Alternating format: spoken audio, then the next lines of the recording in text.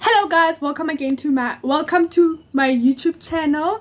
If you're new here, welcome. If you're returning, welcome back. The name of the channel is called Dancing in the Purple Rain, and my name is Purple Rain. Yes, that's my name. My name is Purple Rain, and today I'm going to be sharing the self-love lessons that I've learned from Serena Williams. Listen guys, I've met Serena Williams. Okay, I've met Serena Williams. I'm just kidding. I have never met her, but really observing her journey in tennis and how she managed to, overcome so many things. Serena Williams' story is a story of how showing up as your authentic self, not listening to haters, and knowing that you have a story to tell can help you not only become the best tennis player of all time, but also to become the greatest world athlete of all time. If you're interested in hearing how these lessons that I've learned from Serena Williams, from watching her play, from listening to her interviews, please tune into this video. Please remember to give this video a massive thumbs up if you really enjoy it, and also please remember to subscribe to my YouTube channel. I'll be doing more of these lessons that I gather from listening to one of my favorite celebrities. I'll be doing more of these videos if you guys enjoy it, and just also for myself, I've learned so much from watching the Serena Williams story. Now, the first lesson is show up as your authentic self. Serena Williams, when she debuted in the professional tennis, she showed up with beads in her hair, like with braids and beads in her hair. This is before the natural hair movement was up, before before this body positivity movement that was so needed in the world showed up. She showed up as her authentic self, a girl from Campton who had so much belief in herself, who was so determined to win, showed up in this sport that was played by mostly white people, and she was there to win, and she was there to make her mark. Now, Serena Williams has so many things that she does. She's so talented, and with her attire, the way she shows up to matches, it shows that it's just she wears long earrings, long nails. It shows how she is showing up as herself, no matter if she's playing a sport or she's doing something else. Serena Williams is actually very, like, the way she shows up in the tennis court is much similar than when she shows up in interviews. She's very witty. What is your walk-on song? She's very funny. Flash Dance by Irene Cara? What did Beyonce think of your tribute to 7-Eleven? Like, she has a lot of really about her, and although there's like this trend that she puts in her play, but she's always being herself. The second lesson I've learned from Serena Williams is actually be kind to your competitors and your colleagues. Now, tennis is it's a sport. Sports is very competitive, and you know how in competition a lot of people can try to hate on their competitors, or treat them badly afterwards, or be pompous, or whatever people do when they feel threatened by other people. Serena Williams doesn't have that. She's in interviews, she's been on countless times, she was saying so many positive things about Maria Sharapova and Lindsay and all her other competitors when she was asked how she thought about their performances and stuff like that. So different shots, even after every match, I see Serena Williams being affectionate to, even after beating them, she's still very nice to them. Like, she's like, thank you for playing with me. She's so kind, and she's like, oh my God, thank you for playing with me.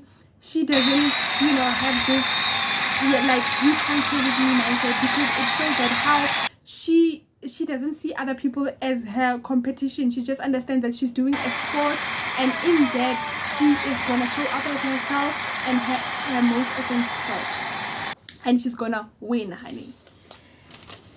The third lesson that I've learned from Serena Williams is dress your best. Now, a lot of people may not know or may know that, but Serena Williams is actually a fashion designer. She studied fashion design. She's also a painter. She does absolutely beautiful painting.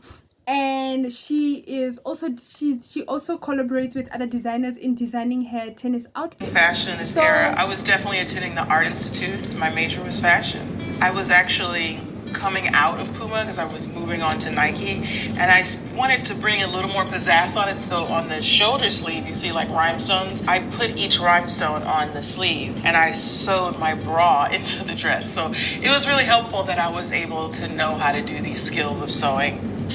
Beautiful garment. She's worn Versace to Meghan Markle wedding when Meghan Markle was getting married to Prince Harry. She's worn Versace at the Met Gala when she wore Versace with her Nike sneakers.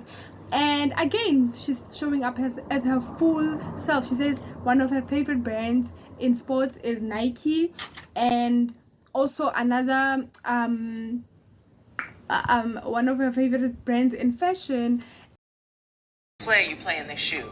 When this outfit debuted, I was sealed as a fashion icon in tennis, and since that day, everyone is always looking for, okay, what is Serena going to wear on the court? The third lesson I've learned from Serena Williams is actually be creative, be daring, be deliberate, and intentional about making your mark. I think, it comes with being a black woman in a white sport. Like, she could have just easily assimilated to what those other people were doing, what was fashionable and what was acceptable at the time when she started her tennis career. But she was very deliberate in the way that she wore her hair, behaved on the tennis court. And she's so creative. You can see even the way she plays, it seems like she is just playing tennis as if it's an art, and she's creative in her looks, and in the way she wears. Like every, she managed to fuse her love for fashion and her love for playing tennis into a moment in tennis. It's actually an era in tennis. Like, people not only wanted to see how well she was playing, but they also wanted to see what was she gonna wear. She was gonna wear. I mean, she's so daring, playing tennis with long nails, with long with teardrop earrings, with like a tutu. Sometimes she just she's so she's just like it's a work of art, really. And she's intentional about making her mark. When she mentions that when Meghan Markle was getting married to Prince Harry, she from Bulgari, which was just stunning, and I have a fascinator on. But what's so iconic about this is I was like, royal wedding, I'm definitely wearing braids. So I had my all night. They were braiding my hair. Even if you are in a environment that doesn't necessarily celebrate you, but be deliberate in the way that you show up as yourself and bring who you are in that place, no matter what is happening. Now, the fifth mindset that I've learned from Serena Williams is have a killer instinct mindset. Now, this is what she calls it. That's what the killer instinct is what I got from her. This is what she actually mentions in a couple of interviews, where she says she couldn't have a daughter, before, when her daughter was like much younger, she couldn't have a daughter in the fields when she was playing, because she was afraid that killer instinct mindset was gonna go away. So what I've learned from this killer instinct mindset is be strong, like have a strong mindset, and that includes being confident. So this killer mindset, that Serena Williams has is really one of, I wouldn't say one of the most attributing factors to her being not only the best tennis player of all time, like of all time, meaning people that ever existed in this world. Serena Williams is one of the best players of all time. It shows that in she says in she one interesting thing about Serena Williams is, I'm gonna put that one in the trash. It shouldn't be in here. We don't keep second place. that she doesn't keep second place trophies. In order to identify as a winner, you need to hate losing and only think about winning. That's what she says. She says she doesn't even think about losing, she just only thinks about winning. And she also mentions that even when she also mentions that even when she got sick, and even when a match is not going according to what she would prefer, she says, even when I'm down, I still think about winning. Mentally, rather than your skills are that much better. She says that she we've seen how strong of a mind she has. Even when she was pregnant, she even transcended. It's sort of like she transcends even her body limitations to be able to win. I mean, we've seen Serena Williams do what's this, a stretch. What is stretch in English? Oh my god, I forgot what this is. Splits in a tennis court. I mean, who does that? Like, Serena Williams is so all about winning that, and she also says that because when she loses, it becomes bigger news than when she wins, because people always expect her to win. So it's sort of like, and also Once, and I was like, I gotta win this again. So that was really special. But then I had a little bit of a letdown at Wimbledon, and then I didn't, I was thinking, I have to win something. I have to win the U.S. Open. I'm not going to be happy with this year. US Open, so many tennis championships, over 20 something, 23 or 24 championships. She says that she never puts pressure on herself, and she doesn't like putting pressure on herself. And she also mentions that, like, what is important to her is the present moment, that she's doing what she enjoys and she's gonna give it her all. And that's what, that's an amazing thing that I've learned from Serena Williams, is that you can be built strong in your physique, but if you don't have that mindset of a winner, and you are in love with winning so much that, like, you even hate losing, because a lot of us, we are taught to be humble and to not think about only winning, to expect whatever to expect. And instead of the people teaching us that actually you need to learn that you are also worthy to win. You can win. I mean, this mindset is so strong that even when she's playing with, they asked her if playing with her sister Venus in the finals made her any lenient towards her, but she says she's able to differentiate between her sister Venus. She says she's able to differentiate between her sister Venus playing her and her being just a tennis player who is so privileged to play the sport, and who understand that you're not gonna get all these finals forever. And she says she just activates that killer instinct, and she just she's able to win. And I think a lot of us also are taught to sacrifice ourselves, and that if maybe you're playing with your sister or you're playing with someone else, you don't activate that killer instinct when it comes to whatever that you're doing. But Serena Williams actually understands that she also has a story to tell, and she understands that her sister Venus also has her own story to tell. And if she identifies with being a winner, and she wants to show up and do her best in that specific match. She's gonna do that in spite of who her opponent is. I honestly think this next lesson that I've learned from Serena Williams is something really to rave home about, because it just shows how much tenacity she has, and how much self-belief she has, and how much, sort of, how very tunnel visioned she might have been, and in the beginning of her career, and even after, when she retired, she was the fan favorite in the sport, and people often say that she transcended the sports of tennis. Now this lesson that is so important, that I think, got her that far and gave her the sort of longevity to be able to play tennis for that long at number one, is don't listen to your haters.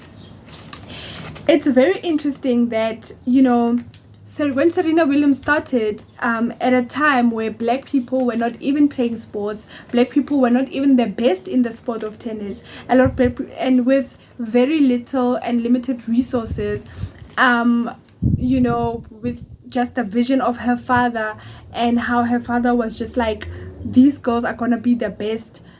These girls, meaning Serena Williams and her sister Venus Williams, saying these girls are gonna be the best tennis players in the world, and I mean, who cares? Like, I'm sure in the 90s, in whatever time they started, I'm sure people are like, who cares? This old man, he's crazy. Like, where did he ever see black people play tennis, or just whatever? Like, just when has he ever seen black people play tennis, and black women? And also, you have to understand, like, at the time also, it's a sport, and there's no ratings like for women in that sport.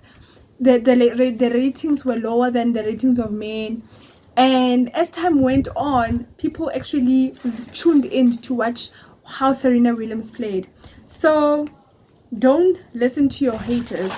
It's very important. I think when one of the beginning of Serena Williams debut in these big tournaments, she was booed actually the whole match, and she was booed because she's young, she's black, she doesn't look like the other people, she's different build.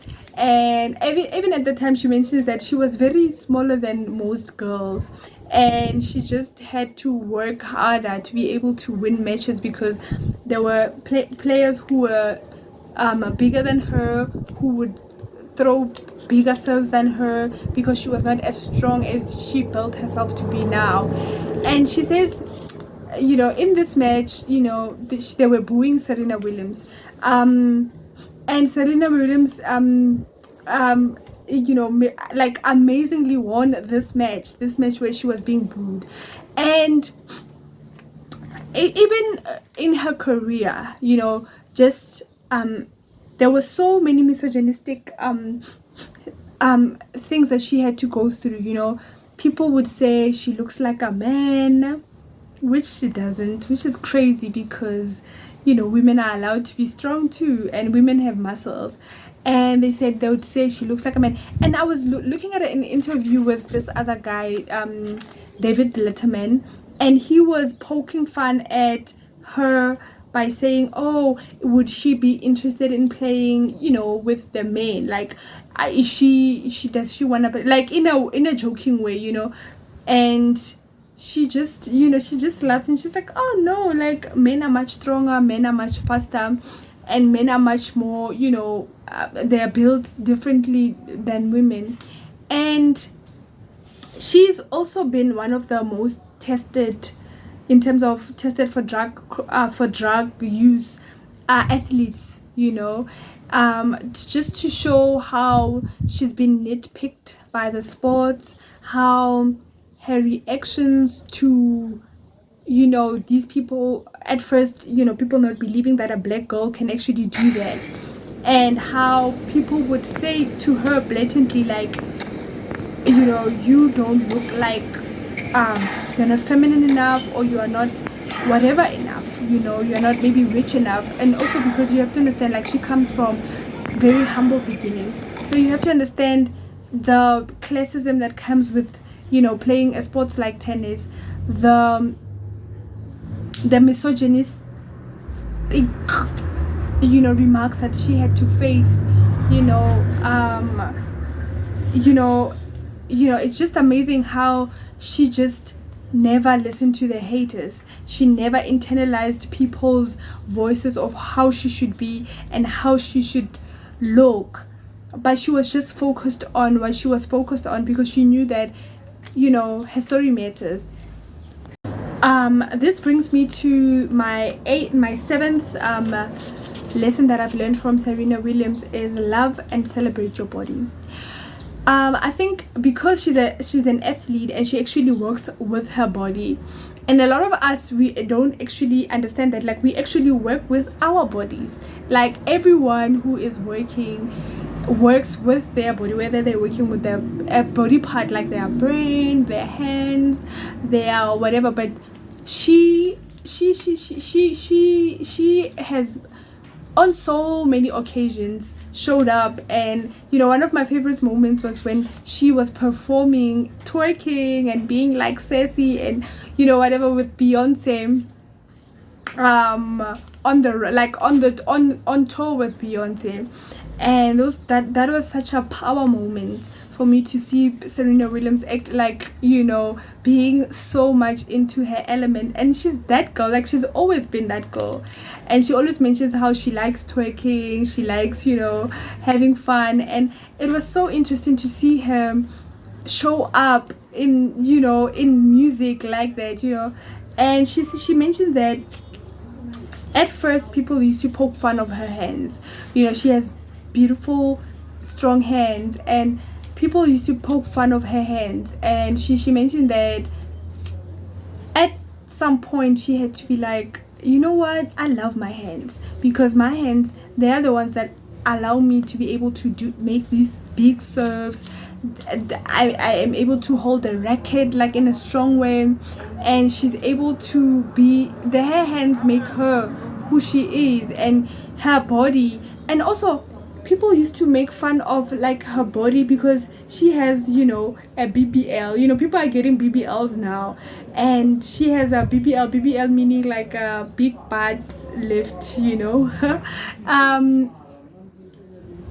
She has a beautiful body. She has a nice big ass, if I could say, and she also has big breasts, right? And people used to poke fun at that because most athletes are very thin, because you know. And despite of her having that kind of body, she's able to move, you know, as quick as any other athlete. And I remember the paparazzi used to take pictures of her cellulite on her ass and her thighs just to body shame her. And it's so amazing how when you love your body and you celebrate your body is able to give you the results like this. I mean, not everyone wakes up and becomes the world's champion, like the best tennis player of all time, you know, the best athlete of all time. And it just shows that our bodies, everyone's body is different, and we shouldn't have, I don't like that. I don't like this thing of body goals. Like when I see someone's body, I'm like, oh, their body's nice, but I seldom like, just I don't like that idea of like body goals, because like what is that even? Like, why would someone else's body become a goal for you? Like, you can't reach, like, it's not your body is a body, and your body is a functional tool for you. So I guess self-acceptance in terms of your body and can really propel you to go further. And you'd be shocked at what, you know, your body can do whilst when you start loving it as it is. So